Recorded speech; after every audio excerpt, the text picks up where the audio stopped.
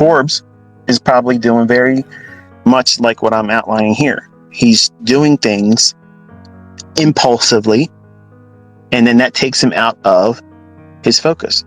Instead of saying, this is what I do, this is what I'm supposed to do, and this is the methodology I should be following, he even reported that in his discussion about himself. He knew in the trades, I should be doing this, but he won't do it. Why? Because he is being denied something that he wants to do with his community. He wants to be able to do something that he's been doing daily-ish, as he says, except for Fridays, but he can't do it. Not because he can't do it. He can't do it because he's being denied from an outside source, which is the internet provider where he's at. So that sense of what? Frustration. That denial of something that would be reasonable to expect and something he's used to doing, he can't do it. So what is it doing? It's taking him out of his mental focus, his rule-based idea of what he should be doing, how to keep himself disciplined, and what it is that he should be doing when he's in a trade. That's what I find fascinating about him, because he's like a test tube for everybody to see. And it's beneficial for you. Who cares if he doesn't trade like us? That's not the point. Have I ever looked at him and said, look what he's doing wrong there? I haven't done that, and I don't want to do that. I have no intentions of doing that. I'm not trying to press on him to learn to be like us. I saw some of you commenting, learn from ICT. Don't do that, please. You're going to embarrass me. That's not what I'm doing. Okay. I believe he is a great resource for studying the psychology of a trader. It matters not to me if he makes money or not. The fact that he's willing to spend the time that he does and then expressing his experiences, he's not holding it back. And I think that is a breath of fresh air for people that are learning how to do this. If you watch and listen to what he's saying, you're going to resonate with that, especially if you're trading before you're supposed to. Okay. I think that you will resonate with what he explains that he feels as a mental barrier and some of the things that he feels good about what he does. But mostly the struggles of finding yourself, especially in this type of volatility, because the volatility will make you fall in love with the potential of making a lot of money. Yeah, it's there. It's there every day. But this volatility is creating romances in many people's minds. And they're thinking, man, and I fell victim to it almost today. ICT almost got wrapped up in some love triangle shit. Okay. Michael, Missy, and the S&P. And I got news for you guys. My wife ain't sharing our relationship. Okay. There's no menage a trois with my wife. Okay. It's not going to happen. But that type of thing where men get wrapped up with their routine, if they get taken out of it, it takes us completely off our focus. And I think that's really what's going on with Corbs. And maybe that makes sense to you now. Maybe it makes sense to what happens in your own trading, in your own analysis. How do you feel when your normal routine is disrupted? Okay. Do you have unexpected guests? Okay. I have a student that, opened their home up to a in-law. Okay. And he admittedly did not want them staying with them, but trying to be the good spouse, trying to be the one that, I guess tries to do whatever to keep peace in the house, said, okay, they can stay here. And it's caused a nightmare for his routine as a husband, a father, an employee at the place where he works, and then come home and he's got to learn how to trade, and then he has to find time to trade. And this individual in the house, they're leaving things out when normally that doesn't go on in their house. These types of things is completely taking him out of focus. And he goes, does this sound like I'm being overbearing or frivolous? I was like, no. First of all, I wouldn't let anybody live with me. Okay. Number two, yes, I would be out of my mind. Like, I'm a person, everything has to have its own place. And if it's out of place, I'm going to know. And if it's disruptive, you need to sit down and say, hey, look, this is the way I need you to conduct yourself here. Because not only is it disruptive to me in my thought process, but once I'm out of whack, okay, and I'm not able to focus and I'm risking money. And I can't have you messing with my fucking money. Okay, this is the way you got to say it. And get your permission from me that you can say the F word. But you got to find your own solutions. You got to find your own rhyme and reason as to how you find continuity in your own life. Because if you don't have continuity, if you don't have the means of adjusting and adapting to what's going on, it's going to take you out of your focus. And you'll have these same types of things that Corbs has been talking about in his last 2 videos. And I think that's such a great teaching tool. It's such a great, foundation to trader psychology, because that's rarely tapped into. Rarely is that ever really brought up as a means of undoing oneself in the marketplace. Because I had done that to myself when I was in my 20s. I did not understand the impact of something as simple as I'm not able to do what I'm supposed to do normally. So what am I going to do? I'm going to look for a feel-good victory. I want a Rocky moment. Well, if you remember in Rocky 1, Apollo fucked him up. He didn't win. He got fucked up. So yeah, he survived, but he didn't get no championship. He got his ass whooped. So just remember, that's what it's going to most likely feel like. You're going to get in there and you might do a good job of slugging it out, but you're going home fucked up. So you got to stay focused. You got to stay focused, understand why you're doing it, and don't get taken out of focus. And if it's your routine, it's all out of whack, something's bringing, inconsistency and disrupting your continuity in your everyday life, that right there is a warning sign. Do not go in if you feel like you want to get, revenge, or you want to feel good moment. You want to feel like an attaboy or attagal, like you did something great. Don't look to the market for that feel good moment. Don't ever look to the market like that. Now, if you do something and you feel good, there's nothing wrong about that. But don't use that as your inspiration for going in and trading. Because if you do that, what's going to happen is, and I'm closing on this point, you're going to trade more times than you're supposed to or should. You're going to use more leverage. And chances are you're not going to use a stop loss effectively or at all. Because you're going in with a one-sided perspective that it's only going to work out in your favor. Because you need it to, psychologically and emotionally, you need that victory. And you cannot envision anything but that. Now, what did you just do? You created the invitation, VIP invitation to that brokerage firm, sending your ass home with a blown account. Because that's exactly what that recipe brings you. In stunning fashion. I've done that when I was 20 years old. Everything that I did in those instances resulted in a losing trade, and it would be a bigger trade with more leverage and no stop loss.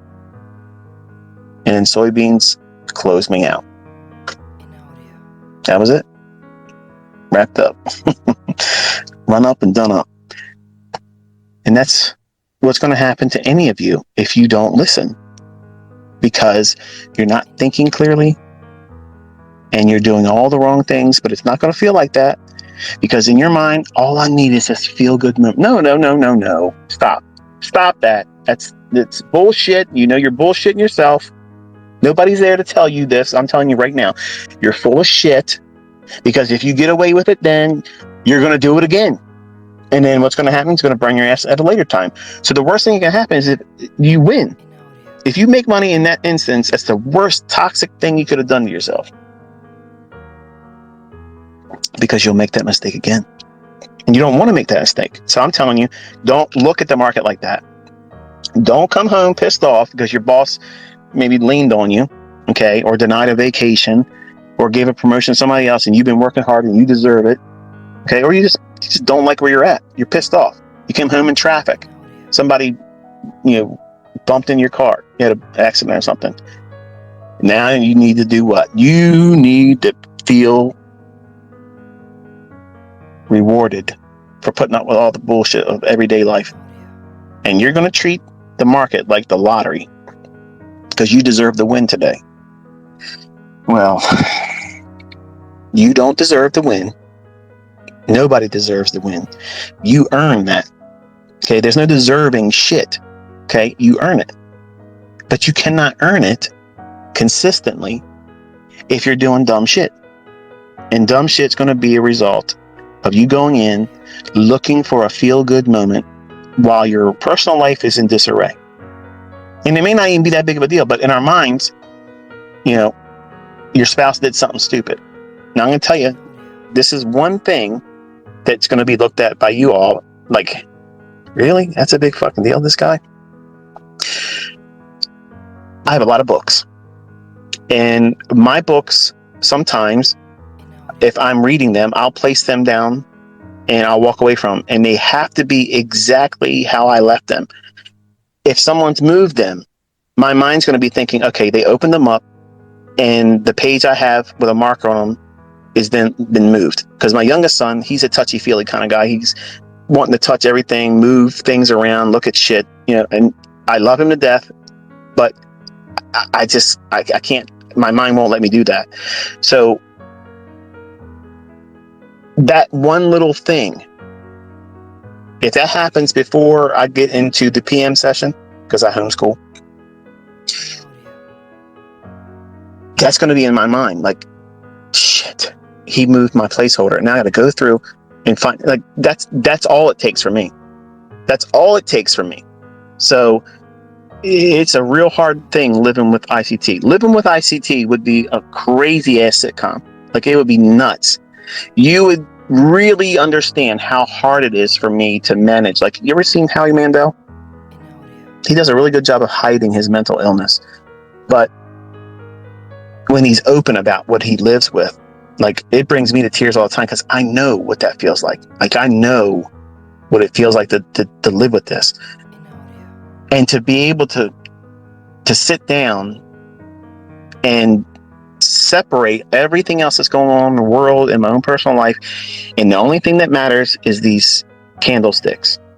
What is price doing right now in this time interval? Where is price at? How can I implement what I know? What's the algorithm going to do next? And I have no correlation to why I'm doing something as a reason for feeling good about what's happened in my life. That's a wrestling match all the time. And it's every day. It's an everyday instance. So when I'm done and I've been given a really, well, I guess positive outcome, I'm thankful to the Lord. I always give thanks to him. And even when I lose, I'm thankful that's all I lost. Okay. I do lose once in a while and you'll see it and I'll show it to you. But when it happens, I'm thankful that I don't lose as much as I could have on days like today. Like today, I could have been in there doing a lot of things to run up the account. But let's just say that trade that I was long in, that I left that limit order in and I would have never been filled. And I second guessed it just for a second because I was talking to my son, because many times I have to tell Caleb, listen, don't talk. Just listen to dad. I'm going to give you the dialogue because if you ask me any questions right at this moment, it's going to distract me and I won't be able to focus. And if I lose money, then I'm going to be angry. So that way, I won't have any reason for feeling angry at you or the instance of you asking a question. I want you to know what your question's going to be asking. Like, I want that answer given to you, but just let dad do what he's doing and let me finish what I'm doing. And then I'll give you the time to any questions, anything you want to ask me, then yes. But if you ask me a question when the market's moving, that's going to completely take me out of focus. And that's one of the things that was very hard for a lot of my students when I was doing the first year mentorship and I was trying to sit down with them and price. And it's outlining what it's going to be like for them to sit in front of price and what they're going to be feeling, what this looks like, and kind of like pantomiming the student sitting down in front of charts, and this is what you should expect, this is what you're going to be feeling. Then I got 865 people asking me, what about this? And why'd you let this happen? You didn't buy here. Why did this happen? Is this an order block? What's this? And I felt like I needed to answer every single one of them, but I couldn't. And it was just like, I'm like a deer in headlights. And I'm caring more about their questions that I can't answer versus watching price. And it was a nightmare. I will never open myself up to that again, because it's just, I can't focus. I cannot focus. Contrast that with what you see me doing with a live account. You can see my entries. You can see how I'm managing the position. Like clearly these things work. I know how to trade, but I cannot trade if I have someone in my ear constantly, hey, what about this? What about that? Why do you do this? Can this be looked at? Can you trade this? What about gold? I'm looking at the S&P, or I'm looking at, forex, and these folks come up to me all the time. Hey, what about gold? Or what about dollar yen? Man, don't talk to me about no fucking yen. I don't want to hear about yen. I can't fucking stand yen. Okay, it's so heavily manipulated. I don't like it. I can't stand it. So you're gonna find all these little things in your development that set you off. These little quirky ass shit that just takes you completely out of your focus. And you'll probably have those experiences that Corbs is explaining in his dialogues, saying that, hey, look, this is the way it is. I'm having a struggle with this. And the best thing you can do is be honest like him. Be honest with yourself. And I want to ask him, and his comments probably tonight before I go to bed. I'll go to his channel and post a comment on this most recent one and ask him if he journals. I don't think he's been asked that. If he has, I don't know if he's answered if he does or doesn't. But I think it would be interesting to see if he journals, and if he journals, does he record what it is that he feels and how he reacts to all those things. But we'll see. We'll see what happens with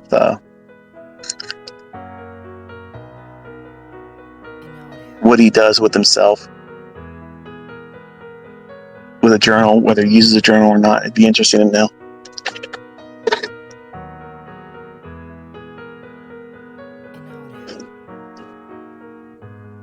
But I think this is going to close this one. Kind of talk myself to a point where I'm ready to go home and stretch out, grab a shower. I spent probably a little bit more time talking than I showed up tonight. But I got a lot of things off my chest. Maybe this was entertaining to you. Maybe you found something insightful from the discussion. If not, I apologize. I didn't mean to waste any of your time, but I think that if you found something in this, I think it'll be helpful to you going forward. And I'm sure I'll be tickling your Twitter tomorrow. Big news tomorrow in 8:30 and 10 o'clock, so just be mindful of that volatility. And I think that is going to be it for this one tonight.